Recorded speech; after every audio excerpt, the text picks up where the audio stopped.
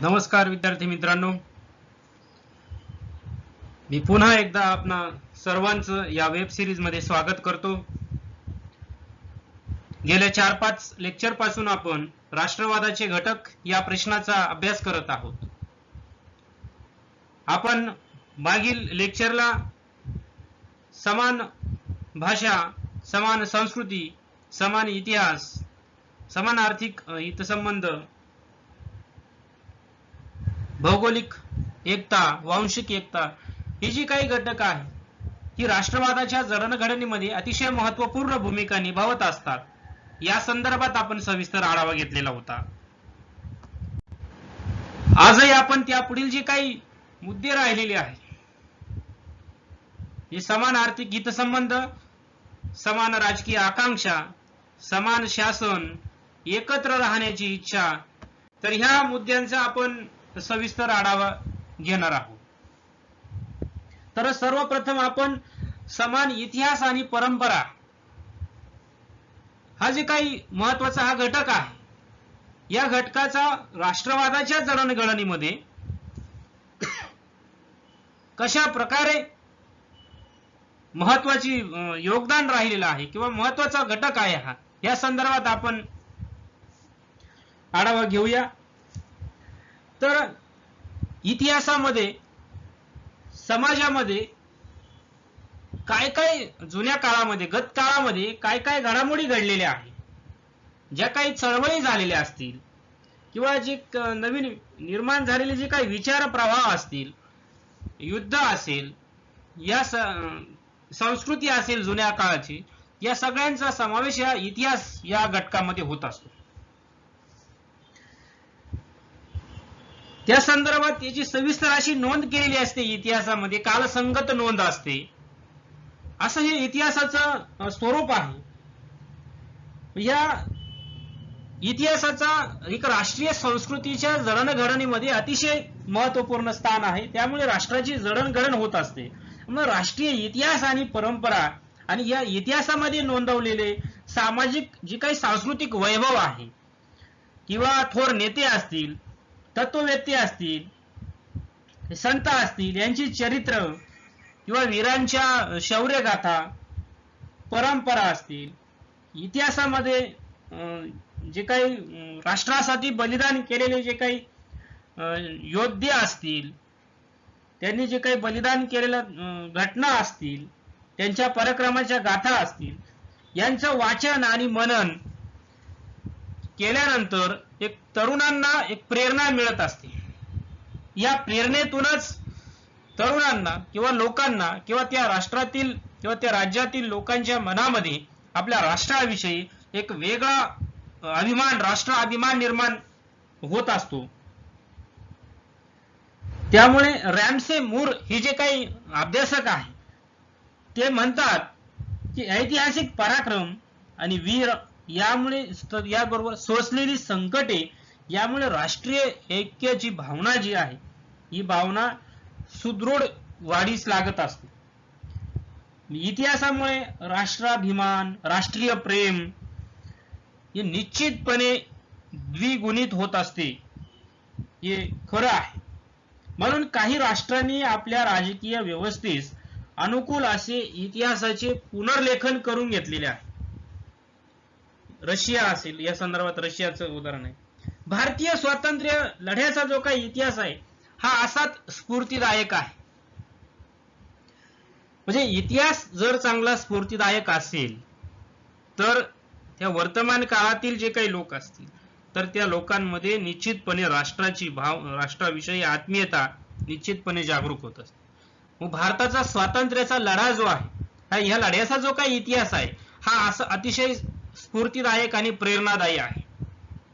महात्मा गांधीजींचं चरित्र असेल या इतिहासामधील, भगतसिंग, राजगुरू, सुखदेव यांनी निवडलेला मार्ग असेल, त्यांनी केलेला संघर्ष असेल, प्रसंगी बलिदान केलेलं आहे, या सर्व नेत्यांच्या, वीरांच्या शौर्यगाथा किंवा शिवाजी महाराजांचा इतिहास असेल, मुघलांचा, राजपुतांचा इतिहास असेल, या सर्व योद्ध्यांनी, या सर्व वीर नेत्यांनी, या सर्व क्रांतिकारकांनी, या सर्व स्वातंत्र्य लढ्यातील नेत्यांनी जी काही चळवळ केली, जो काही लढा दिला, हा केवळ राष्ट्रासाठी होता. मग त्यांची ही जी काही प्रेरणा आहे, ही प्रेरणा निश्चितच वर्तमानकालीन समाजाला एक निश्चित मार्गदर्शन करणारी आणि त्यातून एक ऊर्जा देणारी ती प्रेरणा आहे. यामुळे राष्ट्रवादी भावना भारतीयांच्या मनामध्ये निश्चितपणे दृढ झालेली आहे, यामध्ये कुठल्या प्रकारचा शंका नाहीये. त्यामुळे जॉन स्टुअर्ट मिल जे आहे, हे या संदर्भात म्हणतात की राष्ट्राच्या गौरवपूर्ण इतिहास आणि त्यासंबंधी ज्या काही ऐतिहासिक घटना असतील त्याविषयी अभिमान, सुख, दुःख या सामुदायिक भावना या राष्ट्रवादाच्या निर्मितीमध्ये महत्वाची भूमिका या निभावत असतात. म्हणजे भूतकाळामध्ये जर काही दुःखदायक घटना घडल्या असतील त्या सुद्धा वर्तमानकालीन समाजाला, भविष्यकालीन समाजाला निश्चितपणे वेदना देणाऱ्या असतील. क्रांतिकारकांना जे काही फाशीची शिक्षा झालेली असेल, एखाद्या योद्ध्याचं वीरमरण झालेलं असेल, ते 100-200 वर्षापूर्वी जरी झालं असेल तरी आजच्या किंवा इथून पुढच्या पिढीला सुद्धा आपल्या राष्ट्राच्या अस्तित्वासाठी झटणाऱ्या ह्या नेत्यांच्या मृत्यूमुळे, शहीदमुळे निश्चितपणे आजही दुःख होत असतं. म्हणजे ही जी काही दुःख असतील किंवा स्वातंत्र्य मिळालं त्याचं सुखाचं क्षण असेल, या सगळ्या सुख आणि दुःखाच्या ज्या काही भावना असतील त्या राष्ट्रवादाच्या निर्मितीमध्ये अतिशय महत्वपूर्ण आणि मोलाची भूमिका ते निभावत असतात. त्यामुळे ऐतिहासिक घटनांचा आधार घेऊन जनतेमध्ये संघटित किंवा जनतेला संघटित करण्याचं काम हे केलं जात असतं. समाजातील विचारवंत जे असतात ते जनतेला इतिहासाची आठवण यामुळेच ते करून देत असतात. या ऐतिहासिक घटनाच्या प्रभावातून लोकांमध्ये मगाशी सांगितल्याप्रमाणे राष्ट्राबद्दल प्रेम असेल, अभिमान असेल, तर ह्या गोष्टी वाढवण्यास ते परिणामकारक ठरतात. यामध्ये प्रामुख्याने भूतकाळामध्ये संपादन केलेले यश असेल, भोगलेला त्रास असेल, देशावरील परकीय आक्रमण असतील, स्वातंत्र्य मिळवण्यासाठी लढवलेले युद्ध असेल, ह्या सगळ्या गोष्टी लोकांच्या मनामध्ये राष्ट्रवादी भावना या निर्माण करत असतात. म्हणून इतिहास आणि ऐतिहासिक परंपरा असेल तर ही लोकांच्या मनामध्ये राष्ट्रवाद निर्माण करण्यामध्ये निश्चितपणे महत्वाची भूमिका देत असतो. त्यानंतर दुसरा घटक आहे समान आर्थिक हितसंबंध. समाजामध्ये वंश असेल, धर्म, भाषा भिन्नत्व जे असेल तर एक राष्ट्रवाद घडण्यास मदत होत असते. त्याचप्रमाणे आर्थिक हितसंबंध, समान आर्थिक हितसंबंध सुद्धा राष्ट्रवाद निर्मितीच्या घटकांमध्ये महत्वाचं स्थान आहे.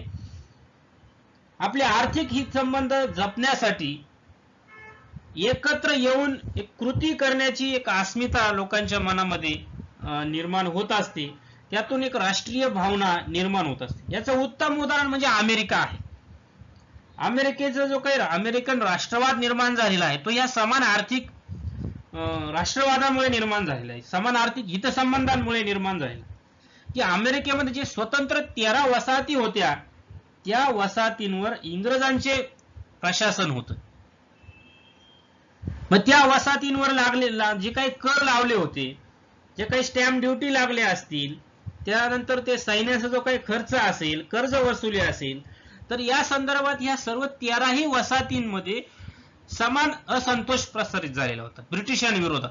त्यामुळेच ते 13 वसाहती एकत्र येऊन अमेरिकन राष्ट्रवाद नावाची संकल्पना उदयाला आली आणि तेव्हा मग त्यांच्यामध्ये हा राष्ट्रवाद ज्यावेळेस जागृत झाला, मग त्यांनी ब्रिटिशांच्या विरोधामध्ये, इंग्लंडच्या विरोधामध्ये स्वातंत्र्य युद्ध पुकारलं. तेव्हा मग अमेरिका एक स्वतंत्र प्रजासत्ताक म्हणून राष्ट्र निर्माण झालेला आहे. म्हणजे अमेरिकेमध्ये वंशिक भेद आहे, धार्मिक भेद असेल, संप्रदाय भेद असेल, हे सगळे भिन्न गोष्टी असून सुद्धा केवळ त्यांच्यामध्ये आर्थिक हितसंबंध ही समान होते. म्हणून हे वेगवेगळे सर्व भेद असूनही समान आर्थिक हितसंबंधामुळे ते एकत्र आले आणि अमेरिकेच्या, इंग्लंडच्या विरोधामध्ये मोठं स्वातंत्र्य युद्ध त्यांनी पुकारलेलं होतं. हे या ठिकाणी आपल्याला दिसून येतं. म्हणजे लोकांच्या मनामध्ये समान आर्थिक हितसंबंध असल्यामुळे त्यांच्यामध्ये एक परस्पर सहकार्याबरोबरच परस्पर सामंजस्य सुद्धा निर्माण झालेलं इथं बघायला मिळतं. त्यामुळे लोक आपल्या हितसंबंधांसाठी एकमेकांच्या जवळ येतात. म्हणूनच या 13 वसाहती जवळ आल्या. त्यांना कर कमी पाहिजे होता, अतिरिक्त जे काही स्टॅम्प ड्युटी त्यांना लागत होती, या सर्व 13 वसाहतींवरती ब्रिटिशांनी लावलेले कर, या सर्वच 13 वसाहतीतील लोकांना हे कर नको होते, अतिरिक्त स्टॅम्प ड्युटी नको होती. या समान आर्थिक संबंधामुळे ते एकत्र आले आणि त्यांच्यामध्ये मग परस्पर सामंजस्याचं, विश्वासाचं वातावरण निर्माण झालं. मग त्यातून ते आपण सर्व एक आहोत ही भावना त्यांच्यामध्ये मनामध्ये निर्माण झाली. मग त्यातूनच त्यांच्यामध्ये सामाजिक ऐक्य निर्माण झालं आणि तेव्हा कुठे नवीन अमेरिका निर्माण झालेली आपल्याला बघायला मिळाले. यानंतर समान राजकीय आकांक्षा हा एक महत्वाचा घटक आहे की समाजामध्ये साम्राज्यवाद, वसाहतवाद यापासून व तेथील शोषण यापासून, अन्यायापासून मुक्तता मिळवण्यासाठी जे प्रयत्न झालेले आहे त्यामुळे समाज घटकामध्ये समान राजकीय आकांक्षा निर्माण झालेली आहे, समान अस्मिता निर्माण झालेली आहे. समाज घटक यामुळे एकत्र येऊन संघटित होऊन स्वतंत्र राजकीय अस्तित्व प्राप्तीसाठी संघर्ष करताना आपण इतिहासात बघितलेला आहे. मग त्यासाठी वंश असेल, धर्म असेल, भाषा असेल, हे सर्व भेदाभेद दूर करून राष्ट्रीय स्वातंत्र्याची चळवळ निर्माण इथं होते. मग भारताचं उदाहरण घेतलं तर आपला देश स्वतंत्र आणि सार्वभौम असावा ही भावना प्रत्येक व्यक्तीच्या मनामध्ये निर्माण झालेली होती. यामुळेच ब्रिटिश राजवटीपासून स्वातंत्र्य मिळवणे हा संपूर्ण समान ध्येय संपूर्ण भारतीयांचं होतं. ह्या समान ध्येयामुळेच, या समान अनुभवामुळेच भारतामध्ये तो भारतीय राष्ट्रवाद निर्माण झालेला आहे. म्हणजे खूप सारे भेद आहे भारतामध्ये सुद्धा, धार्मिक भेद आहे, जातीपंथ आहे, संप्रदाय आहे भरपूर मोठ्या प्रमाणामध्ये, भाषिक भेद भरपूर आहे आणि हे सर्व भेद असूनही, वांशिक भेद आहे तरी सुद्धा या समान राजकीय आकांक्षेमुळे भारतातील लोक या सर्व भेदभावावरती मात करून एकत्र आले आणि भारतीय राष्ट्रवाद निर्माण झाला. हे सगळ्यात महत्वाचं उदाहरण आपल्याला या ठिकाणी बघायला मिळतं. त्यामुळे हे समान राजकीय आकांक्षा जी आहे ही राष्ट्रीय किंवा राष्ट्रवादाला किंवा राष्ट्रीयत्वाला पोषक असं तत्व ते आहे. त्याच्यामुळे त्यांच्यामध्ये परस्पर सहानुभूती निर्माण झाली, सहकार्याची भावना निर्माण झालेली. ते परकीय सत्तेच्या विरोधामध्ये राजकीय संघर्षाला आहे ती सहजरित्या त्या सर्व लोकांनी उडी घेतलेली आपल्याला बघायला मिळते. त्यानंतर समान शासन आहे मुद्दा. तर समान शासन यामध्ये समान राजकीय शासनामुळे समाजामध्ये ऐक्याची भावना निर्माण होत असते. तर भिन्न भाषा, धर्म, संस्कृती असणारे जरी वेगवेगळे लोक जेव्हा बराच काळ एकाच समान राजकीय शासनामध्ये एकत्र राहतात, असे शासन जर सर्वच बाबतीमध्ये सहिष्णुतेचे धोरण स्वीकारत असेल तेव्हा त्यांच्यामध्ये जे काही असणारे भेद असतात ते भेद विसरले जातात आणि हे या समान शासन, सर्वांचं शासन सारखं आहे, एक आहे आणि ते कल्याणकारी भूमिका घेत आहे असा विश्वास ज्यावेळेस लोकांच्या मनामध्ये निर्माण होतो त्यावेळेस त्या शासनाच्या आधिपत्याखाली राहणाऱ्या लोकांच्या मनामध्ये एकमेकांविषयी प्रेमाचं, आपुलकीचं वातावरण किंवा बंधुभावाची मानसिक अवस्था ही निर्माण होत असते. स्वित्झर्लंडचं जर आपण उदाहरण घेतलं तर वेगवेगळ्या वंशाचे तिथे लोक आहेत, वेगवेगळी भाषा बोलणारे लोक आहेत, पण समान आर्थिक हितसंबंध आहे किंवा समान प्रत्यक्ष राजकारण तिथं आपण बघितलं जातं, प्रत्यक्ष राजकीय सहभाग त्या लोकांना मिळतो. यातून त्या लोकांच्या मनामध्ये विश्वासाचं वातावरण निर्माण झालेलं आहे. जर शासन जर समान असेल परंतु ते जर लोकांच्या वरती जर अन्याय करणारा असेल, काही ठराविक लोकांवरती अन्याय करणारा असेल तर मात्र लोकांच्या मनामध्ये त्या शासनाविषयी किंवा इतर लोकांविषयी आपुलकी आणि आत्मीयता राहत नाही. त्यानंतर शेवटचा मुद्दा आहे एकत्र राहण्याची इच्छा. जे राष्ट्र निर्मितीसाठी लोकांची एकत्र राहण्याची इच्छा प्रबळ असणे आवश्यक आहे. तसे झाले तर इतर बाबतीत भिन्नता जरी असली तरी सुद्धा लोक एकत्र राहतात, त्यांच्यामध्ये राष्ट्रीय भावना ही वृद्धिंगत होत असते. म्हणजे धर्म, वंश, प्रांत या बाबतीत भिन्नता असूनही हे राष्ट्र माझं आहे, हा देश माझा आहे, आपण सर्व एक आहोत, ही जी काही भावना निर्माण झालेली आहे, ही भावना निर्माण यामुळे झाली की लोकांच्या मनामध्ये एकत्र राहण्याची इच्छा आहे व त्यामुळेच एक राष्ट्रीयत्वाच्या भावनेचा विकास झाला. या संदर्भात टबाईन नावाचे विचारवंत म्हणतात की राष्ट्र बनण्याची इच्छा हा राष्ट्रवादाचा प्रमुख घटक आहे किंवा प्रमुख घटक असतो. म्हणजे लोकांच्या मनामध्ये ही इच्छा निर्माण झाली पाहिजे की आपलं एक स्वतंत्र राष्ट्र निर्माण झालं पाहिजे.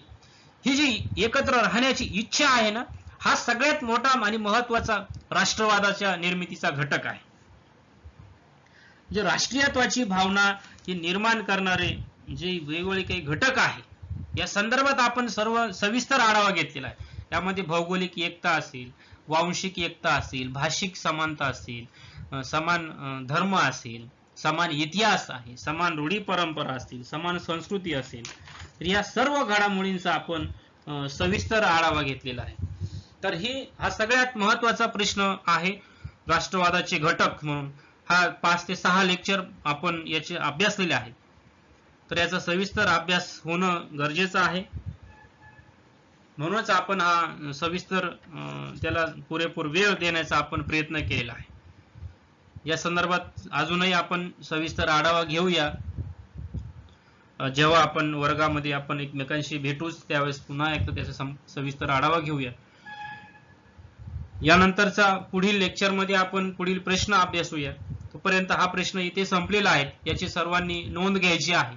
कारण राष्ट्रवादाचे घटक 8-9 घटक आहे साधारणतः, त्यामुळे हे सर्व सविस्तर अभ्यास याचा होणं अतिशय गरजेचं आहे. आज इथेच थांबूया. धन्यवाद.